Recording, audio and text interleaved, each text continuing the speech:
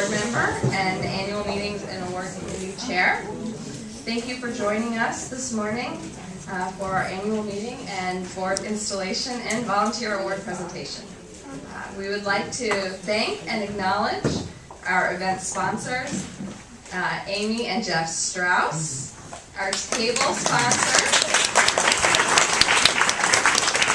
Shelley Dodell, and yours truly,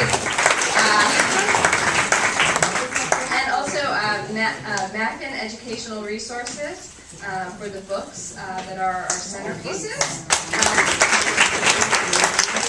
And they will be donated to Women Helping Children Library programs. And now, please welcome board member Anita Arto, who will say the Hamotzi.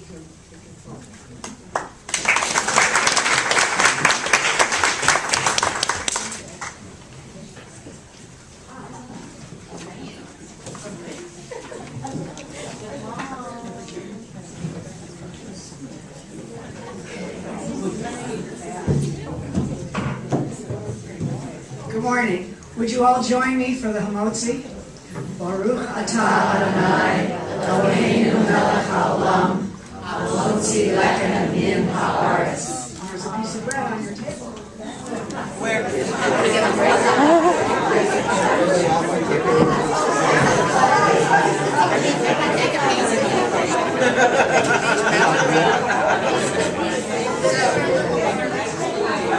Our brunch today is buffet, and we're going to let each table know when they can get up to go to room 101, which can be reached from the back of the auditorium for our delicious food prepared by Homegirl Cafe.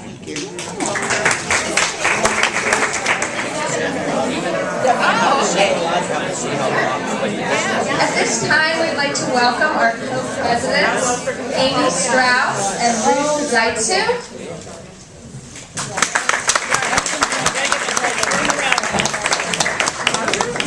Good morning. Good morning, everybody. Oh, can you hear me? I want to first of all thank Suzanne Buckholz and her committee for a fantastic annual meeting. A really beautiful idea to bring it home this year, and it's fantastic to see so many people in our building. It's just incredibly wonderful.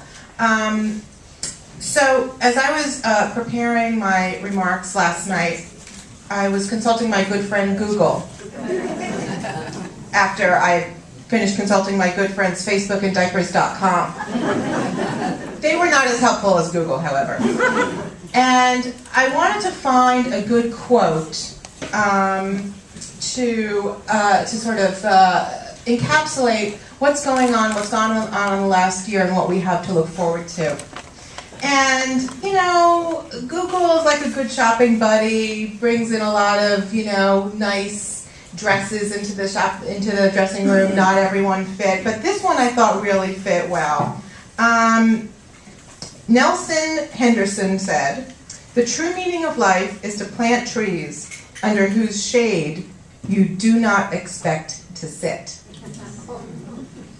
Plant trees under whose shade you do not expect to sit. When I think about the work that we do here,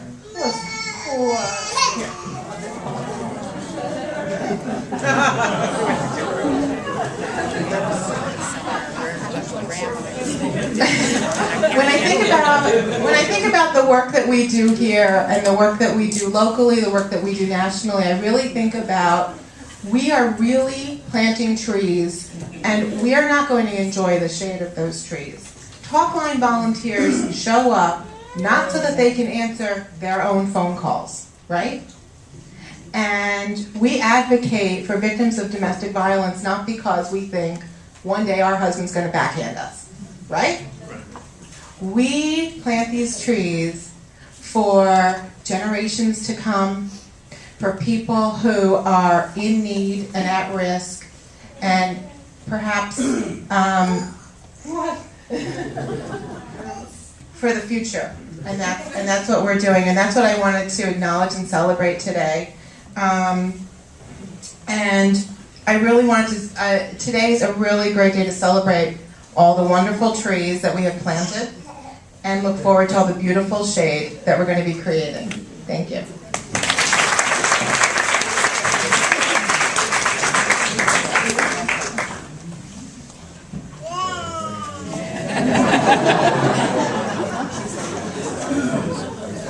That's a terrible act to follow. And of course, I thank everyone for coming. And look how beautiful the room is. All of you and the decorations. Aren't we wonderful? Okay. Here we go. It's a privilege to share the afternoon with all of you, particularly our distinguished honorees, my co-defendant, Amy, and with our dedicated board of directors. One of the most interesting developments during the past year's service has been the burst of youthful creativity and energy in our chapter and our two wonderful new life members. A sign of promise for the future, the blossoming ferment of new ideas, and our new relationship with the high-tech organization Multibrain that brings us more effectively into the 21st century and increases our outreach into the community at large whom we serve. The staff has been supportive and exemplary. Volunteers are amazing, and the thrift shops have allowed us to pursue positive and meaningful actions to protect the rights of women, children, and families. It's wonderful to see all of you today. We look forward to another great year. Thank you, and l'chaim.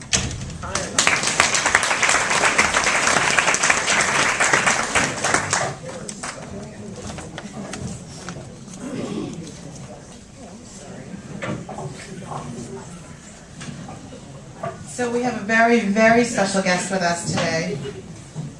I wanted to introduce, we're very excited to have Nancy Kaufman, who is the Chief Executive Officer of National Council of Jewish Women National. And she is brand new to us. She has had a distinguished career as a public servant, advocate, and nonprofit leader. Prior to joining NCJW, she served as the Executive Director of the Jewish Community Relations Council of Boston for 20 years, where she led the social justice, Israel advocacy, and governmental affairs agendas for Boston's Jewish Federation and its agencies. She's a graduate of Brandeis University and received an MSW in Community Organization and Social Planning from the Boston College of Social Work, and has a mid-career master's in public administration from the John F. Kennedy School of Government at Harvard. Not too bad. She's also a recipient of an honorary doctorate in public service from Northeastern University. Among other honors, she received an award for greatest contribution to social policy from the National Association of Social Workers in 1980, the Alumni Achievement Award from Brandeis University in 2002, and the Woman of Valor Award in 2007 from the Jewish Funds for Justice. She just recently received the Bernard Reisman Award for Professional Excellence from the Hornstein Jewish Professional Leadership Program at Brandeis.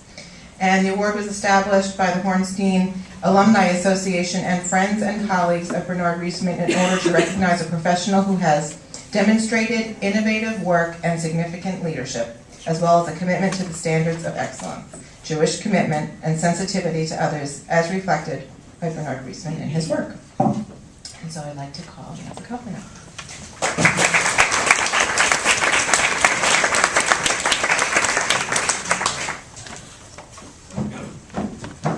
Thank you, Amy. Thank you for that lovely introduction. It's really wonderful, wonderful to be here. Thank you, Ruth and Suzanne and Hillary, for inviting me. I've been on a listening tour going around the country to different sections, and I like to quote the past national president of NCJW, Phil Snyder, who taught me when I was in Palm Beach about a month ago, when you've met one section, you've met one section. And I think that is really true, and I'm really thrilled to be here and to be able to meet all of you and to visit tomorrow with the staff and go look at some of your programs, because it's just so valuable for me to, if I'm going to represent the stories, to be able to see them firsthand. So it's really, really great to be here. I've officially been working as NCJW's CEO for a little more than 4 months. And I feel very fortunate to have taken this role at this time in my career and at this time in the history of NCJW. NCJW members, as all of you know, or many of you should know, have been part of just about every major progressive social movement in this country during the past century. And in many cases, we were at the forefront of pushing for change. Each of us in our own individual way has been responsible for carrying out the inspiring legacy given to us by Hannah G. Solomon. And each of us knows, as she did in her time, that this is a terribly broken world that we have been called on to help repair. We are all partners in this joint endeavor to put our particular Jewish values into action as progressive Jewish women who are determined to make this world a better, more humane place. NCJW members make many contributions to this work, from providing direct services for vulnerable women and children in our own local communities, as you do here in LA, to educating and advocating at the state and federal levels for more equitable and responsive social and economic policies, to participating in philanthropic efforts designed to strengthen NCJW and advance our work locally, nationally, and in Israel. Every day, we reaffirm those commitments to work together to make our world more just. A faith in the future, a belief in action, is not a slogan for us, but a matter-of-fact statement summarizing our motivations and our purpose. We do not accept the world as it is, but we envision it as it should be, and we strive to make that vision a reality. As I thought about the message I wanted to convey to you today, I sought some inspiration, as I often do, from our own Jewish text and tradition. This coming week, we will celebrate the holiday of Shavuot. Shavuot, of course, marks the day we received the Torah, which was a defining moment that shaped us as a people for all time. It is then that we were given the text and the basis of our traditions and their inherent ethical and moral principles. On these rests our duty to pursue social justice. As we read the book of Ruth on Shavuot, we see how these beliefs can be put into action. Ruth's loyalty and dedication to Naomi inspires us to keep going, even as times get tough. The kindness of Boaz to watch over Ruth as she gleans in the fields, protecting her, since she's both a widow and a stranger, reminds us of the impact our actions have to better the lives of others in our own communities. Shavuot reminds us that the Torah teaches us not only the laws of compassionate living, but so many other ethical principles. Do not be a bystander. Do not ignore the cries of the oppressed. Do not hold back the day workers pay beyond evening. Do not engage in slander. Pay heed to those who have no one to speak for them. Thus, even as we celebrate our most intimate communal bonds, Shavuot teaches us how to act responsibly in the wider world, to follow the Torah's instructions to lead ethical lives by extending our definition of community to include the poor, the stranger, and others in need. NCJW allows us to act as a community of progressive women to put our particular Jewish values that we learn from our history and ancient stories into action through our community service, education, advocacy, and philanthropic work. To this end, NCJW sections like you here in LA, and our friends in San Diego and Long Beach and Orange County and throughout the region that we're in today, are working to ensure that local food pantries are stocked, that local and federal budgets maintain the social safety net that supports vulnerable people, and that women and their children who've been victims of abuse or neglect are finding higher ground and roots out of poverty and moving to live lives of dignity and self-sufficiency. In addition to the Higher Ground campaign, the Plan A campaign for contraceptive access seeks to end barriers to access to contraception, sex education, and provide safe abortions when that difficult choice is made. The Benchmark Judicial Nominations campaign helps to ensure that every person is able to seek justice in our courts by working to ensure that federal judges confirmed to lifetime appointments have a record of fairness and equal treatment for all. Each of us has a passion in our hearts for the work we do. Each of our homes and the homes of the people for whom we advocate is special and unique. Each of us finds the strength and determination to do this work from our own unique roots. At some point in our own life experience, for religious instruction, moral education, each of us decided to focus our own professional or volunteer time on improving the lives of women and children, whether here in California, throughout the United States, or in Israel. We learn that change only happens when we are part of a community that knows how to build and access power. And we learn that despite the circumstances of our lives, each of us has the capacity to make a difference in the world. As we bring our own stories and histories to the work of NCJW, they connect us to our inner purpose, to one another, and to the generations who came before us and who hopefully will succeed us going forward. We stand proud as Progressive Jewish Women, and if NCJW is going to grow and continue to be a force for social change, we must make a commitment not only to continue our own involvement, but to reach out to our children and grandchildren, our siblings and their children, and friends and colleagues. From that base, we can expand our circle ever outward. Numbers do count, and we need to build our numbers so we can truly continue to be the powerful force we were for so much of the last century. Why is this so important now, more than ever? Well, we enter the second decade of the 21st century faced with some alarming facts. Roughly 36.5 million people were living in poverty in 2009, and more than 16.4 million of them were women, the largest number since the census began collecting this data in 1966.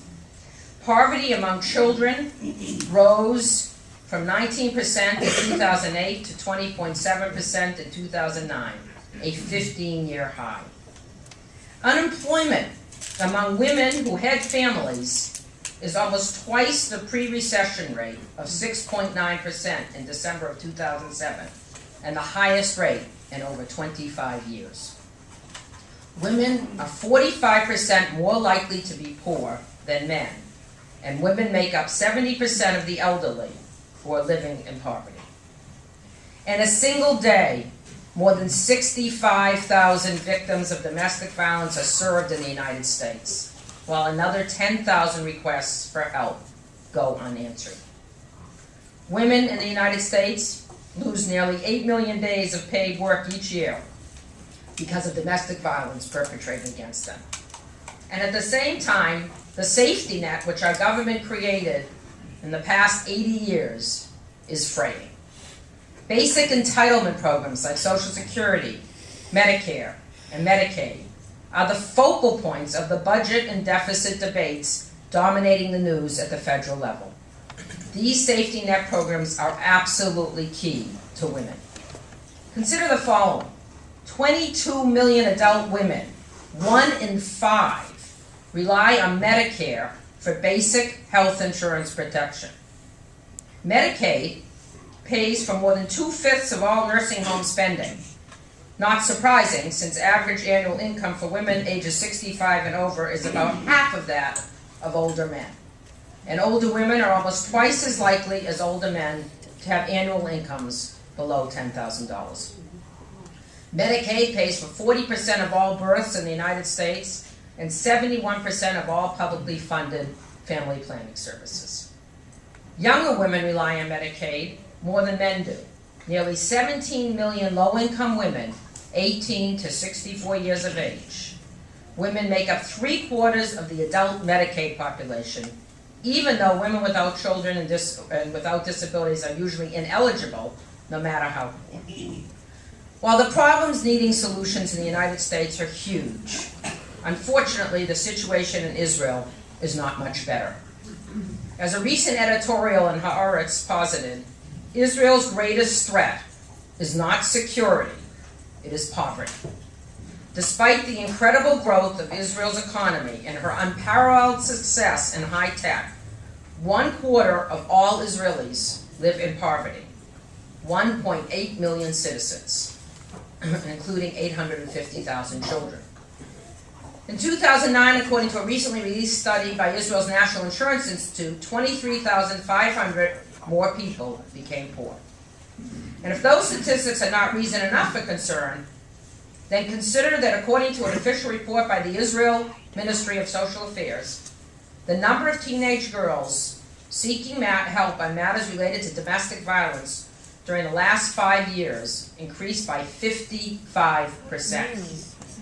The number of violent incidents reported against women rose by 60% in the Haredi sector and by 37% in the Arab sector. Over the past 5 years, eating disorders reported among teenage girls increased by 11%. I'm not trying to depress you or give you compassion fatigue, but if those facts are not enough to motivate us to take action, I assume that all of you have followed the efforts in the House of Representatives to defund Title X, which provides reproductive health and family planning services to more than 5 million low-income individuals each year. Defunding, which we were able to beat back, would have endangered millions of women and families who rely on Title X for key preventive services like breast and cervical screenings, HIV testing, and contraceptive education. The New York Times has gone so far as to call the campaign against women's health care services a war on women, stating in an editorial what we all know. These are treacherous times for women's reproductive rights and access to essential health care. House Republicans, it continued, mistakenly believe they have a mandate to drastically scale back both, even as abortion warfare is accelerating in the states. To stop them, President Obama's firm leadership will be crucial, and so will the rising voices of alarmed Americans. We can be proud that NCJW, members, sections all over the country, are among those who have indeed raised their voices on this issue through our emergency action campaign, Voices for Reproductive Choices, that we launched at our national convention in March.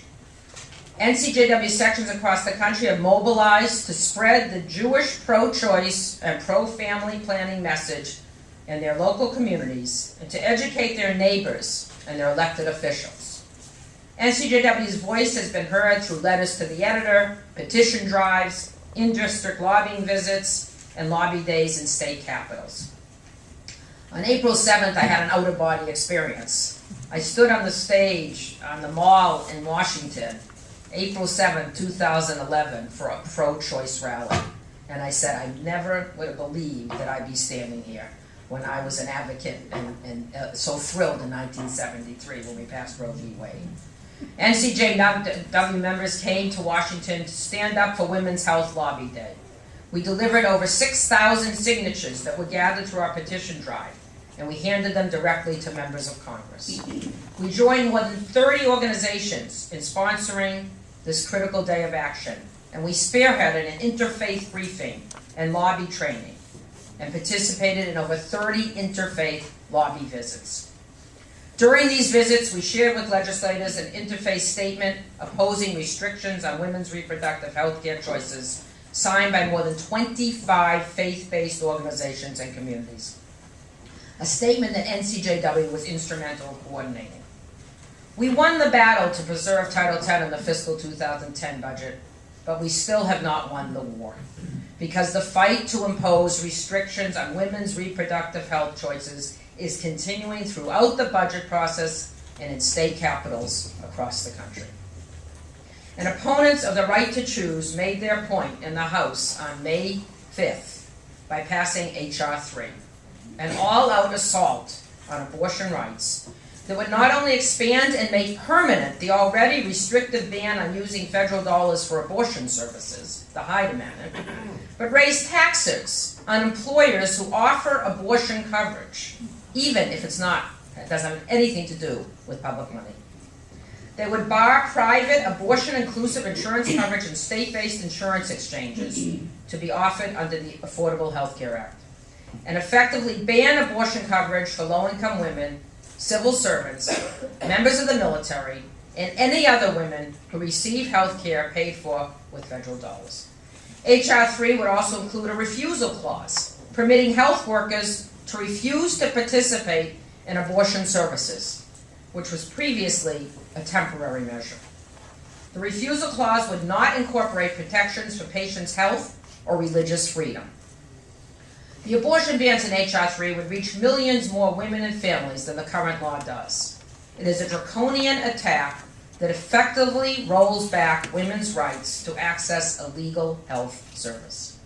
Needless to say, NCJW will work tirelessly to defeat this bill in the Senate. I do not have sufficient time in these remarks to detail the other federal budget and deficit battles that are so important to women and families.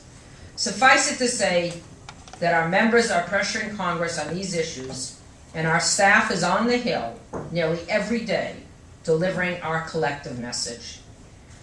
I hope you're getting a small sense of what it means to have an organization, our organization, ready to act with section and at-large members, willing to mobilize, and competent staff able to offer the needed support.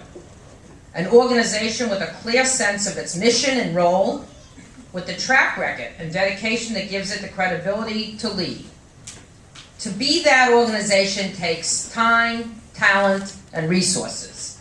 And if we're going to win this fight, we need all three.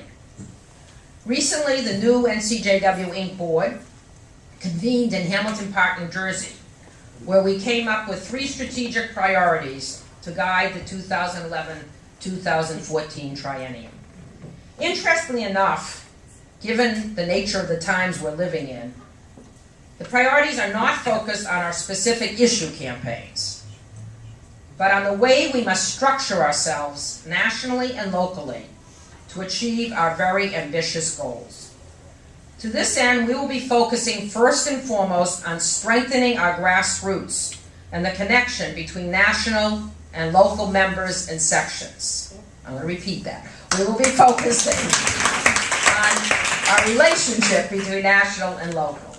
Our second priority is building up our membership and communicating our very special brand. We have claimed 90,000 members and supporters for quite some time, I'm told. Perhaps it's time to build the number and build our power and influence. Finally, if we're going to succeed, we must raise the money to support our excellent education, advocacy, and community service work, both locally and nationally. We can and must raise the bar in order to continue to be relevant and vibrant in these very challenging times. Many of you are already doing your parts, but given the number of progressive Jewish women here and throughout the United States, we could be doing much more. We need to build a more unified, mutually supportive network, and we need a strategy to reach out to empty nesters, baby boomers, and yes, young adults, but not only young adults. Of one thing I am quite sure: we have the power to organize ourselves, our friends, and allies to take action on those issues we hold dear. We can force our legislators and our government officials here and in Israel to look and reflect and see if they are acting in accordance with our most basic American and Jewish values of dignity and equality for each and every person in our midst. We do vote, and they know we vote. The particular strength of NCJW is the power of our grassroots, combined with the knowledge and expertise that we are so fortunate to have in so many local communities like you do with your incredible staff under Hillary's leadership here in LA, in New York, and in Washington, and in Israel. It is really impressive. And I say that as someone who's been around for a while, and it's just an incredibly impressive staff that you all have put together, and an incredibly committed group of volunteers. I come from a state who gave this country one of the great speakers of the House, Tip O'Neill. And I often quote his most famous words, "All politics is local." I am a community organizer, as you heard from Amy, by initial training, and I truly believe that it is at the grassroots level that we can be the most effective. But we need the technical and financial support to do so. I came into this role with a long and deep history working at the local and state levels. As I visit our section, I seek to listen and learn about what is unique in each community and how NCJW members can work together to make this organization the absolutely best and most effective advocate for women and their families in the United States and in Israel. We will only succeed if we work together to expand our membership, our dollars, and our capacity to act. We must arm ourselves with information, organize, and motivate our activists, and take action on the pressing issues of our time. We must stay focused, yet nimble, as we work together to take NCJW from great to greater. And it is, after all, through women, and some of you men who help us out, that continuity is possible. And let it be through women that repair of our broken world is realized. We in this organization, at this time, can and should be the most powerful, most well-organized, and well-funded Jewish women's voice for social change in this country. And I truly look forward to being your partner on this journey. Thank you.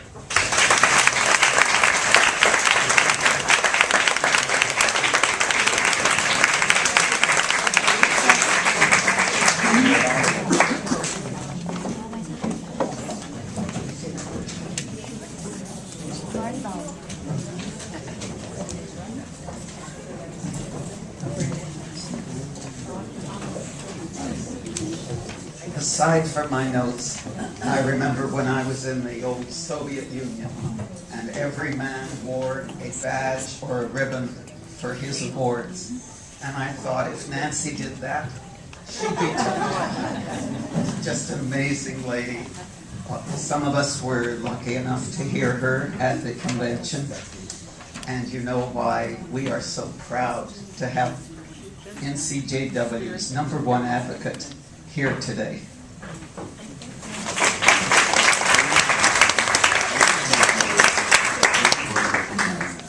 Thank you, Nancy, for your Inspiration Award.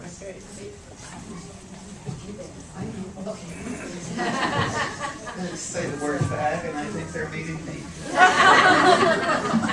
In these challenging times, it's reassuring to have a national leader who can bolster our spirits and help guide us to the higher ground of collective strength, powerful action, and progressive change. Often I pray, "Oh Lord, give us strength in these challenging times." And lo and behold, our national motto today is from strength to strength. Nancy, you have proven to be a leader who shows us the way. We can't do any better than that. And as a token of our appreciation, this is the blue bag.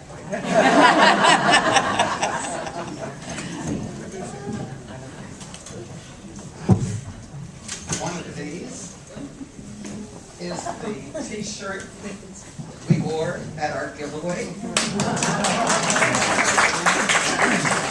And this is for Nancy and her family.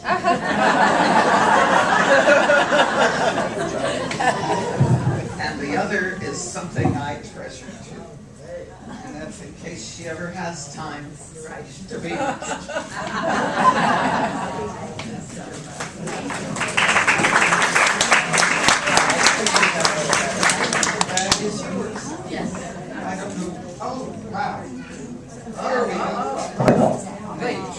LA Section National Council of Jewish Women, we appreciate you.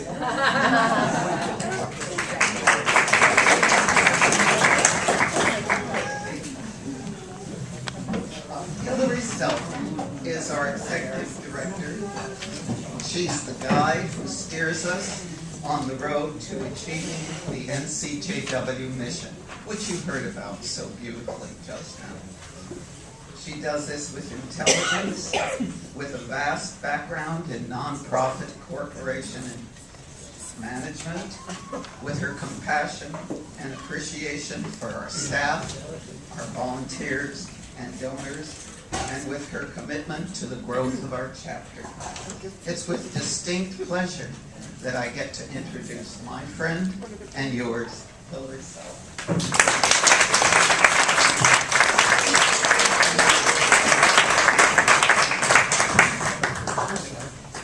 When you're younger, you just Thank you, Ruth. Thank you all for being here. We welcome you to Council House. We haven't had this event here in this building in a long time, so we welcome you. I get to do a few things up here. The first is to thank a lot of people at the beginning and to honor those of our special donors. We have the following contributors who have made significant financial investment in our programs and services. We're profoundly grateful for their generous gifts and deep support and their commitment to their continuing support. So if we can just thank them and express our appreciation. To our special benefactors, we have the City of Los Angeles, the City of West Hollywood, June Miller, the Modestus Bauer Foundation and Fran Teller, the M.R. Bauer Foundation and Fran Teller. To our benefactors, Ethel Morrison. To our patrons, Barry Gordy, Leah Rosendahl, Semper Energy Foundation, the Sidney Stern Memorial Trust, the Stratton Petit Foundation. I thank all of them for their continuing and undying support. I also have the opportunity, oops, I skipped a page, hold on. Okay. As with any organization, it's about a team effort. I can't do what I do without having a team around me. And my team is large, very capable, with tremendous ability. So I want to first thank my staff who work with me and our volunteers to help sustain this incredible organization. They work hard, they truly believe in what we do and in our mission. So as I call your name, if you would please stand up, I'd appreciate it. Susan Sisler, Director of Development and Outreach. A special thank you for staffing this event. Joni Sabias, my office manager and kind of film person and everywhere else. Sophia Davinsky, who unfortunately cannot be here today, our CFO. Bob Klausner, our Director of Retail Operations. Ruth Williams, our Director of Advocacy and Sales Management. April Rose, our Director of Women Helping Women. Melissa Tillman, our Director of Women Helping Children. I also want to introduce Dana Bigman, our Communications Specialist. We have an intern this summer that's been helping us out, Melissa Alpert. Melissa, from St. Louis. My mom just happens to be the Executive Director in St. Louis, so we kind of keep it all in the family. And I want to thank Jonathan, who's in the front, for all of his hard work, too. Thank you, Jonathan. I also want to thank all the staff that's not here today, both here at Council House and in the stores. Without them, we cannot do what we do. I want to also thank Amy Strauss and Ruth Zaitsu, co-presidents of the board. Thank you for your support and guidance this past year. To the board of directors, for your time and support. The work is always demanding, but no one shies away from doing their work. To all the members of the board, if you would all stand up so everyone can see who you are, I'd appreciate it.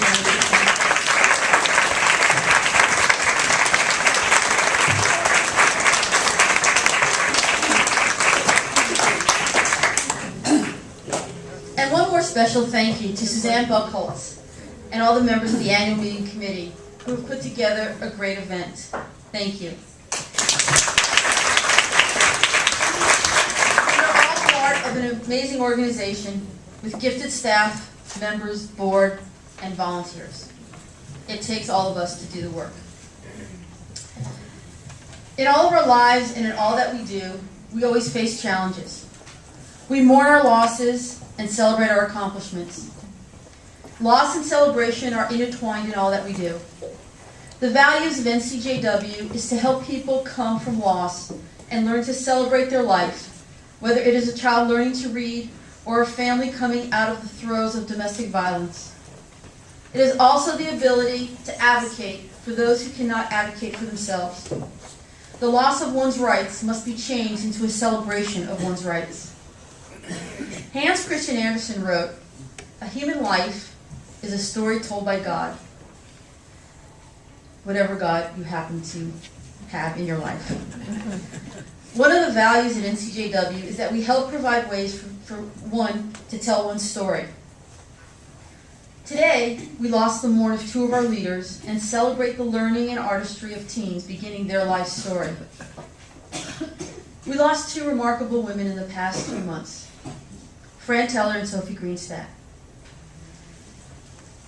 Now and again, you come across someone so remarkable that no matter how much time goes by since you last met them, there's always a lasting pleasure when you meet them again. Fran Teller was such a person. At the age of 19, Fran joined NCJW and continued to be a part of NCJW for over 7 decades. She met her husband because of NCJW. Fran was so dedicated to the mission of what we did and what NCJW stood for. She served the council in many roles, steering the ship of state with equanimity, knowledge, vision, and thoughtfulness. She had not only served as a past president, but over the years has been involved in virtually every facet of NCJWLA activity, and her achievements have been recognized both locally and nationally. Last year, Fran was honored as the NCJWLA Extraordinary Woman of the Century. She was a friend to everyone who met her, as well as a mentor to many people in this room. A member for over 30 years, Sophie Greenstadt was also involved in almost every facet of NCJW here in Los Angeles. Her leadership was one of strength in challenging times. Her commitment to the values of NCJW were distinguished when she established the Scholarship Fund, which began at the inception of the scholarship program here, helping women in midlife who need to obtain a skill in order to support their families. Sophie never missed an NCJWLA event and was a tireless supporter of our organization's activities. Her concern and loyalty to the organization was inspiring to all of us. I had the opportunity to learn so much from Sophie and Fran when I drove them home from many board meetings. They got to tell me all the things that were good, all the things we need to change. It was amazing. Their passion will always be with me.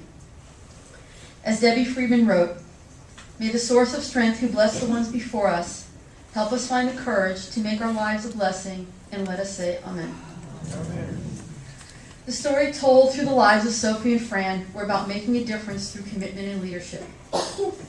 The next story is one that is just beginning for some special teens. One of our programs is providing volunteers and other support to Alexandria House, a transitional residence and house of hospitality providing safe and supportive housing for women and children in the process of moving from emergency shelter to permanent housing. Located in the densely populated and ethnically diverse Mid-Wilshire area, Alexandria House also serves its broader neighborhood community by providing educational and enrichment opportunities for residents and neighbors alike. The slides you're seeing on the screen is the process that the teens of Alexandria House went through to create the amazing artwork you see on our walls today. They were all created by these teens. It is called Flavors of Distortion.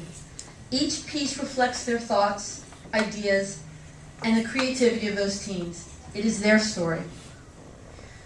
There are brochures on your table or in the back about this exhibition. And if you're interested and want to know more about it, please see Melissa. Raise your hand, Melissa. It's an amazing joint project between Alexandria House and NCJW to enrich teens' lives through not just art, but workshops such as yoga, photography, writing, and improvisational acting. We'd like to welcome two of our artists, Angie and Jessica. Please stand up.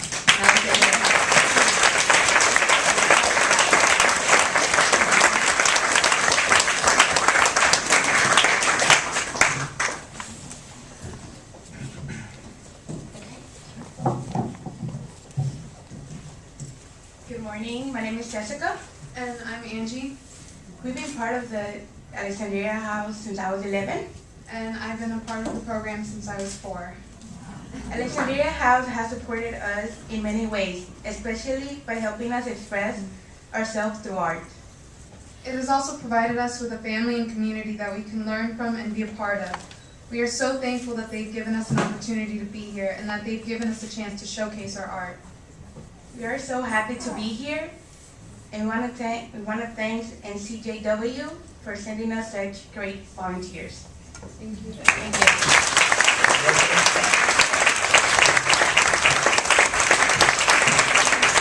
Thank you. Well, they were wonderful. The art exhibit was first shown at Groundworks Coffee Shop in downtown. It started when they were doing one of the downtown artworks. It was amazing to see the reaction of people in the community throughout Los Angeles. Look at the art. Congratulations, guys. This was an amazing project. The next story is about NCJWLA. One of my favorite quotes is from Maya Angelou. She said, "I've learned that people will forget what you said, people will forget what you did, but people will never forget how you made them feel."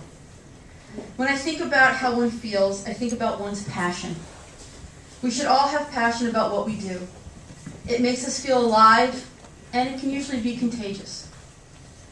I think about what my work here at NCJW and what NCJW has accomplished for so many years in Los Angeles and what that all means.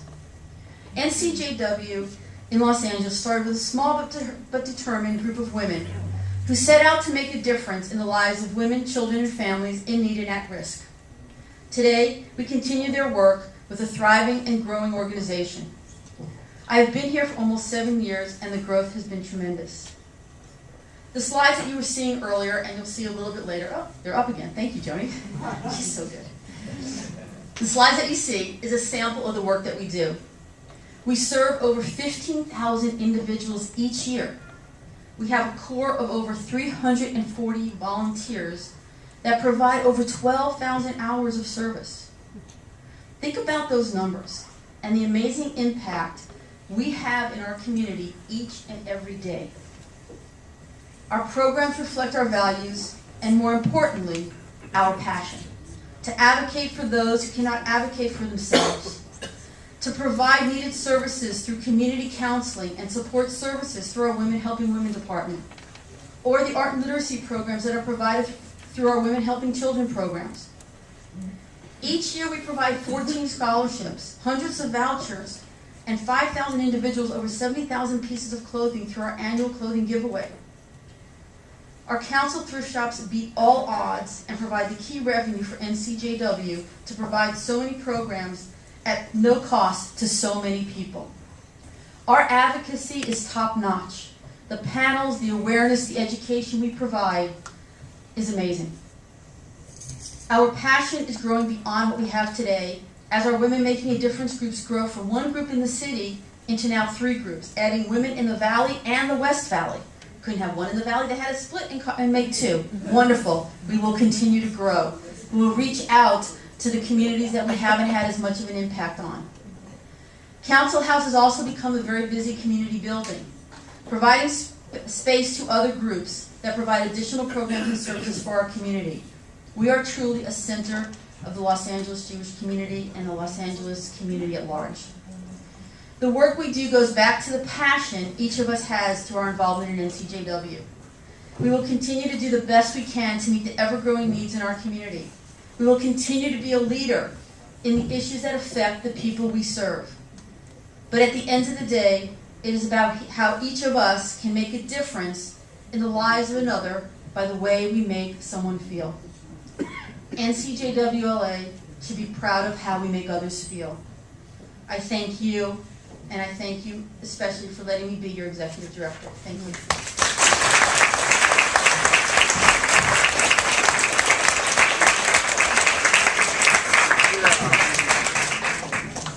Thank you, Hillary.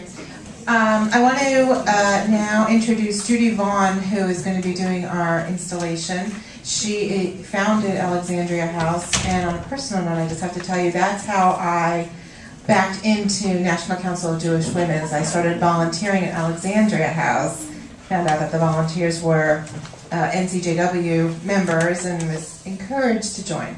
So, and from there, well, I quickly spiraled downward. So I would like to ask Judy Vaughn to come on up and help us out with our installation.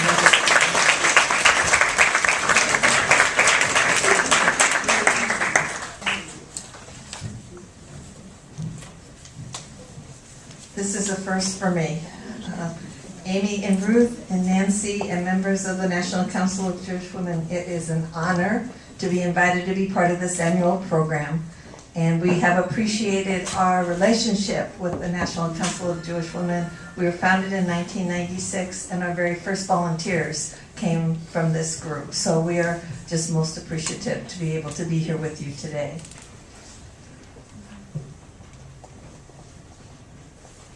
So would Phyllis Cohen and Rebecca Wayne, board secretaries, come forward to cast the ballot for the membership?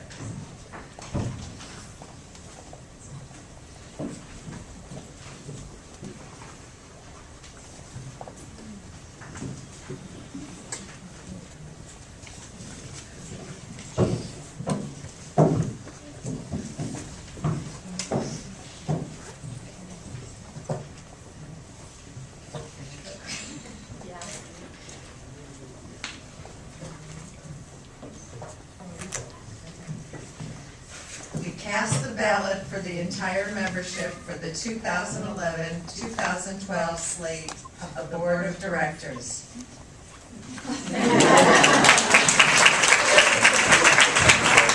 We're going to help each other do this in style here. We wish to acknowledge the following officers and members of the Board of Directors for their loyalty and service to NCJW LA. We thank them for their past accomplishments and look forward to their continuing involvement. Will you please stand as I call your name? Jen Baranoff, Vice President, Women Helping Children.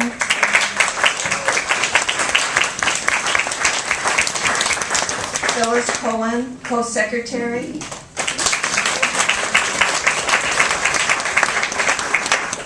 And Merle Siegel, Vice President, Women Helping Women, who's not able to be here today. Also, outgoing board member Lila Steinhardt, who also is not able to be here today, but she'll feel this. Thank you very much. Today, the membership of the National Council of Jewish Women, Los Angeles, are gathered to install and honor the members of the Board of Directors and officers who have been elected to guide and serve in the coming year. This occasion has always been a momentous one for your membership, for our membership. Please come forward as I call your name. Co-presidents, Amy Strauss and Ruth Zitsu.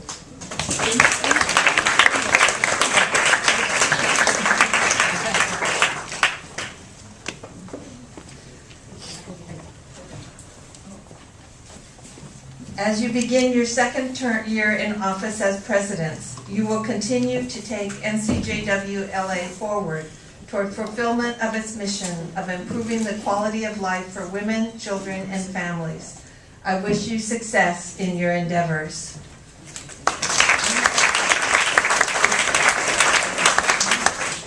Vice Presidents, Susan Isaacs, Vice President of Women Helping Children.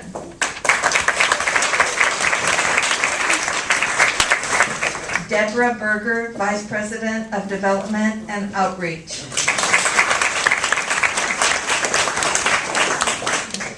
Pam Brown, Vice President of Women Making a Difference.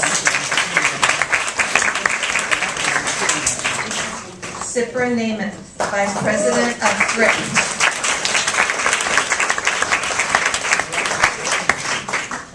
Lee Saltz, Vice President of Advocacy.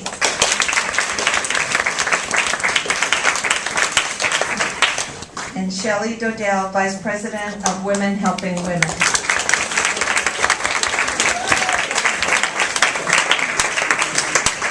You have been elected to serve as Vice Presidents for the coming year. Each of you carries major responsibility for the leadership of a department. Your position also requires coordination with all departments. You are to be the consultants and aides to the presidents and the mentors for committee chairs within your departments. It is to you they will look for advice. You are duly installed. Congratulations.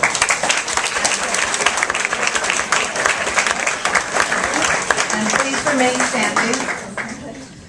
Next, Secretary Rebecca Wayne.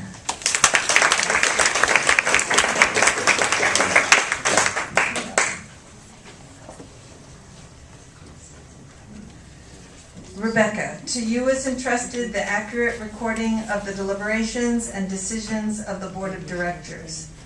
You are the keeper of our history, and your minutes will be the source of information in the future. Your objectivity and fairness will give security to the conduct of business. You are duly installed. Congratulations.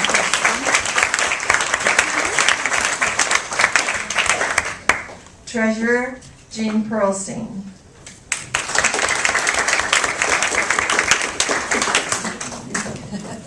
You need to join this group.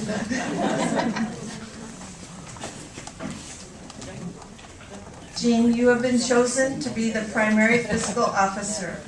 As treasurer, you will be involved in careful budgeting, accurate reporting to the board of directors, and will be head steward of all funds. You will be looked to for guidance in meeting financial responsibilities of the organization and for maintaining its fiscal integrity. Jean, you are duly installed. Congratulations.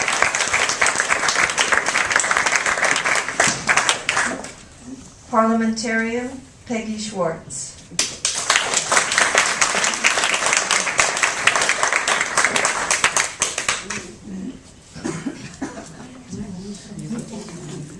Peggy, to you is entrusted the oversight of parliamentary procedure according to Sturgis in order to facilitate the transactions of board business and to promote cooperation and harmony.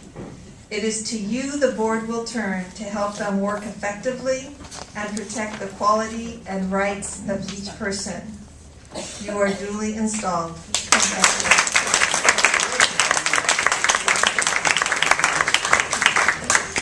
And also we'd like to have join up here. The following directors are elected for the second year of a 2-year term. Please come forward as I call your name. Anita Arto, Suzanne Brookfield, Debbie Newman, but she's not with us, and Marla Smith.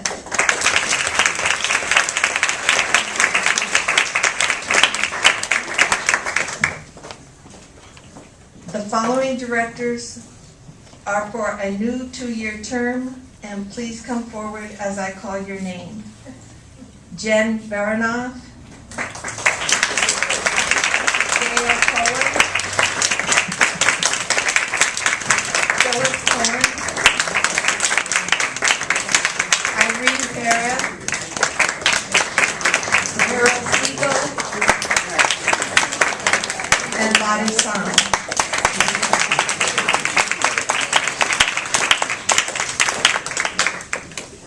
You have been elected by your colleagues to serve as directors of the National Council of Jewish Women, Los Angeles section. Your responsibilities include the legal conduct of the affairs of NCJW, LA section, the direction of activities, adopting and monitoring the budget, the thoughtful consideration of responsibilities to our national organization, to our communities, and to our membership. In addition to acting in an advisory capacity, You will each assume specific responsibilities within the organization. We look forward to you for objective and conscientious service as directors. You are duly installed.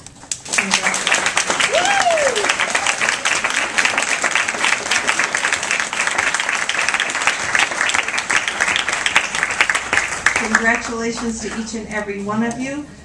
Board members may take their seats, and I get to give this back to Amy. Thank you.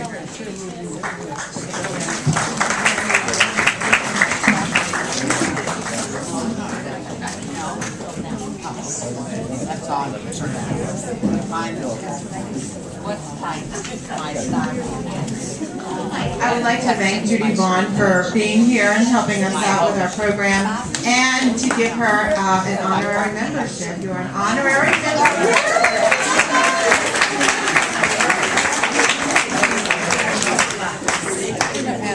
Thank you so much for the honor. Thank you.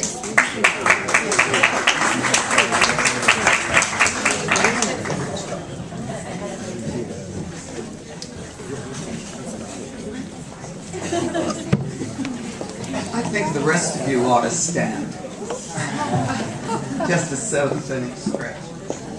The annual President's Awards are given to individuals whose unique contributions have been recognized by the co-presidents and the board of directors. If you look at your program, you will find information about all the wonderful work that each recipient has done for NCJW, right? Comes from not being able to read without glasses.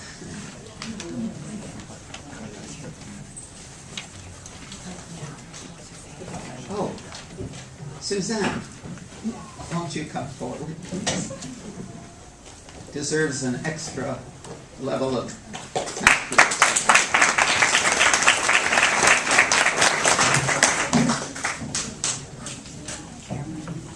thank you.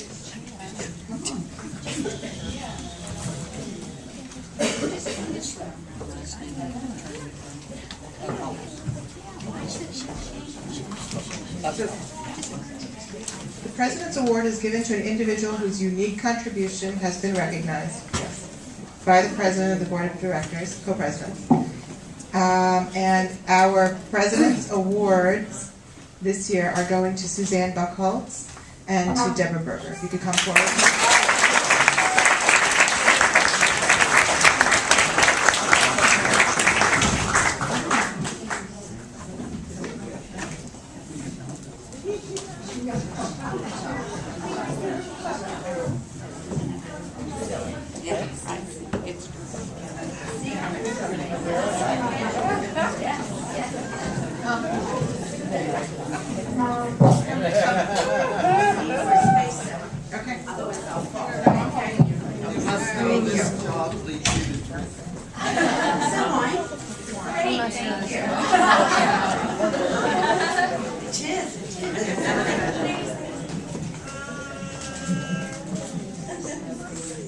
Thank you. Thank you.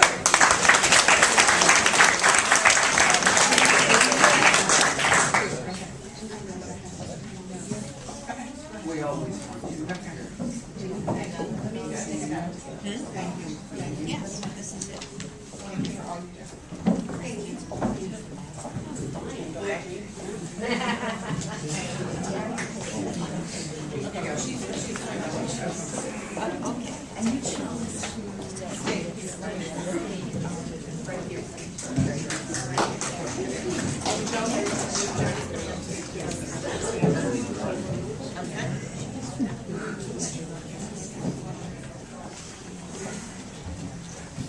So it is my pleasure to announce the Outstanding Volunteer Awards.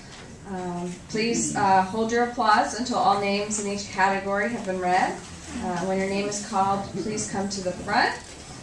And you can read about each recipient in your book. I will mention the main program that they are involved with. Lifetime Achievement.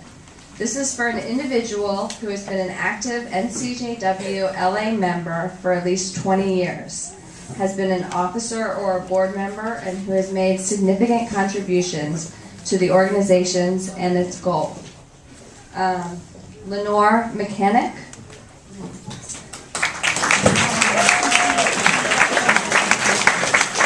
She's currently the VP Program Director for Vista Val and was the president of the Moonlighters Division and has been with NCJW for 40 years in various positions and programs.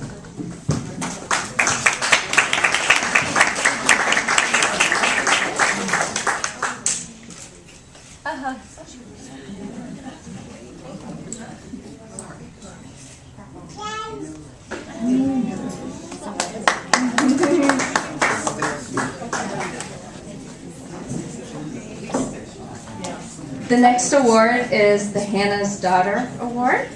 And this is for a member who has initiated or nurtured a program that has served as a motivating example to all NCJW LA volunteers and brings pride to the section. Jen Baranoff for Women Helping Children. Pam Brown for Women Making a Difference. And Linda Levy for Women Helping Children Art House.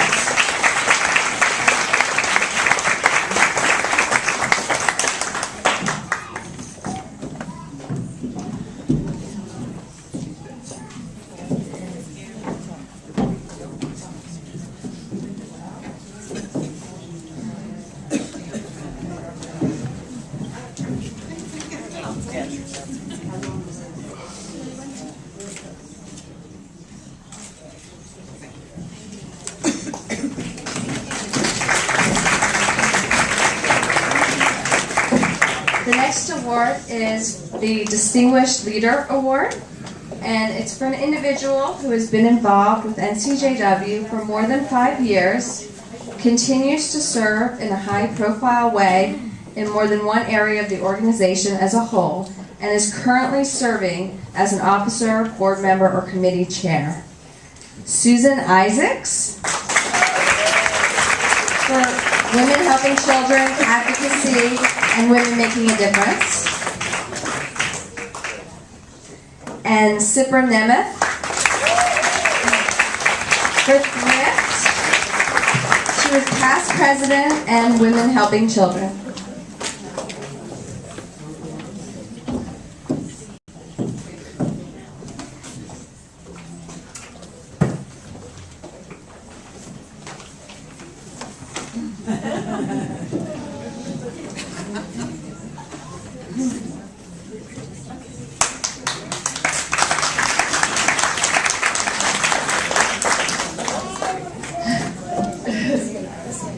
Emerging Leader. This is for an individual who has served less than 5 years, has a potential for assuming future section leadership, and understands and supports NCJW's purpose, programs, and demonstrates a commitment to the section. Gail Cohen with Women Helping Women Talkline, and Shelley Dodell, Women Helping Women Talkline.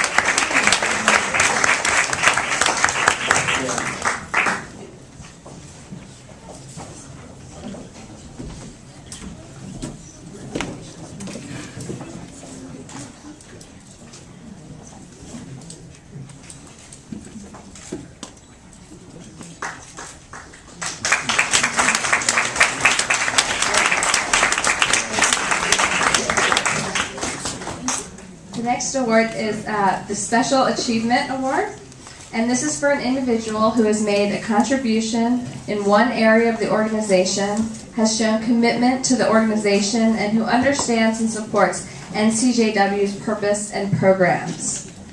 Renee Tenner Hertzberg for Women Helping Children, Art Bridges Culture.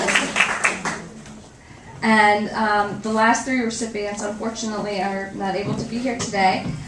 Betty Kin for Women Helping Children, Alexandria House. Helen Kosberg for Women Helping Children, Art Bridges Culture.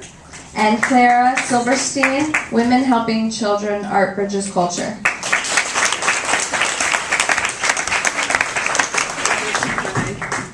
Congratulations to all of our volunteer award recipients.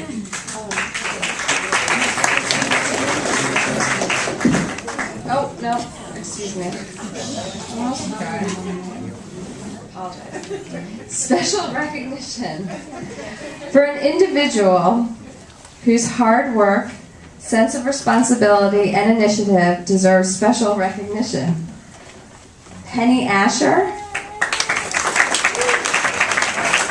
for Women Helping Children Teen Mom Tutoring Program.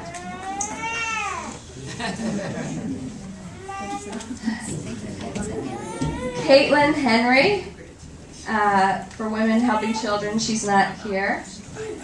Lee Saltz for advocacy.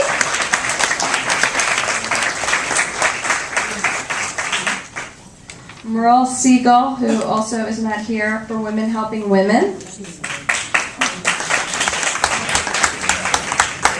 Geraldine Stapleton for advocacy.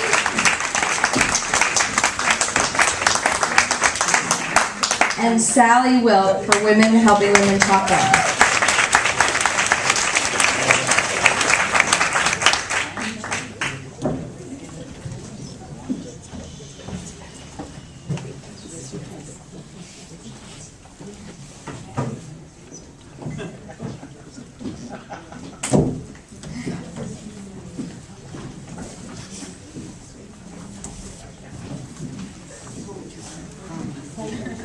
We are all bad women.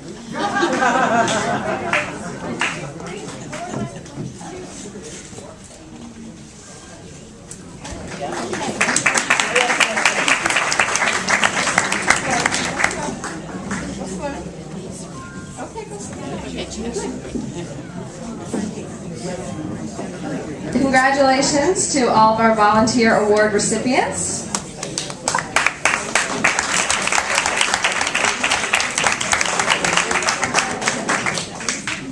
At this time, I would like to acknowledge our 100-hour volunteers.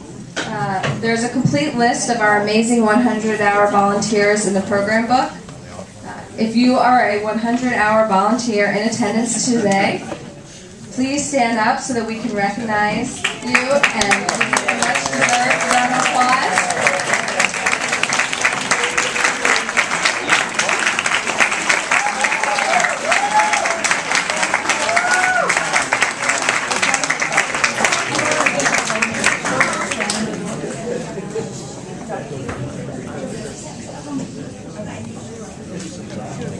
Ladies and gentlemen, I know you can hear me even without a microphone.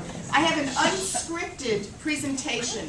Suzanne doesn't know about it. We have three very special people in our audience today who have put in as many hours at committee meetings as their moms have. And so in honor of these three very special people, we have special 100-hour volunteer certificates for Sally Jane Strauss,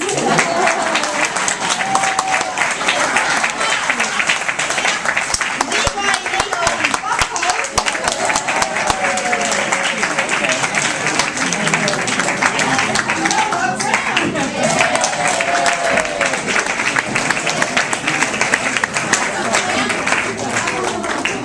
we have some pictures with their dads, their moms. Zach, you want to come up? Pam, you want to come up, please? See, I don't need a microphone. Brooklyn, right, you're right. Just right here, grab a picture. And get me out of that film as soon as you see my body in there. Cut it. Oh, yes, you can. I will destroy it otherwise. I don't want my head in every picture.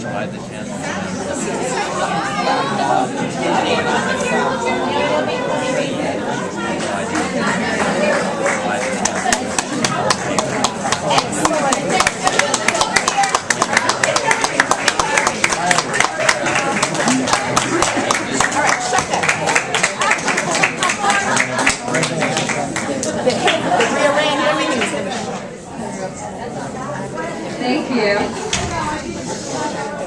At this time, I want to give a special thank you to our annual meetings awards committee. Deborah Berger, Pam Brown, Sipra Nemeth,